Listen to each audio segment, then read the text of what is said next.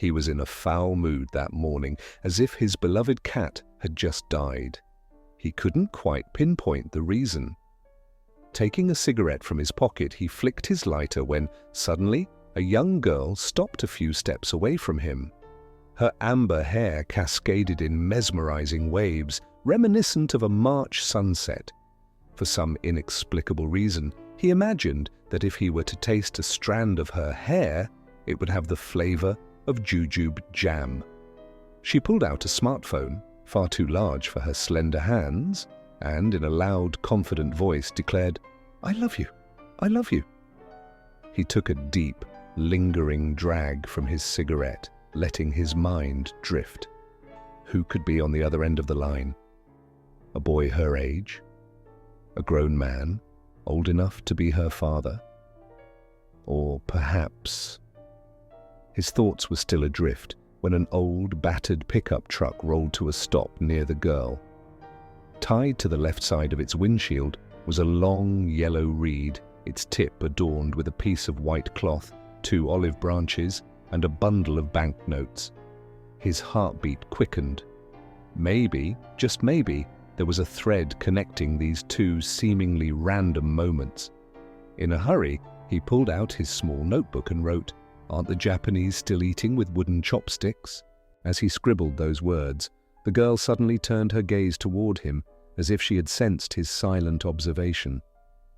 She narrowed her eyes, scrutinizing him for a brief moment before returning to her call. "I love you. I love you," she repeated, this time lowering her voice. But now, there was hesitation, as though the weight of something unspoken had settled on her tongue. The pickup truck's driver, a grizzled old man in a dusty jellaba, stepped out. He carried himself with the slow, deliberate movements of someone who had seen the world change too quickly around him. He glanced at the girl, then at her phone, then at the man with the cigarette. His expression remained unreadable, but there was something ancient in his eyes, something that had witnessed generations clash and converge. The man with the cigarette exhaled a plume of smoke, watching the moment unfold. The contrast intrigued him. A young girl declaring her love in borrowed words, a man from another time standing next to a moving relic of his own beliefs. The girl ended her call. For a second she stood still, staring at the ground. Then, with a swift, almost unconscious movement, she tucked her phone into the folds of her coat, bowed her head, and stepped toward the pickup truck. The old man opened the door for her. Without a word, she climbed inside. The engine sputtered, then roared to life.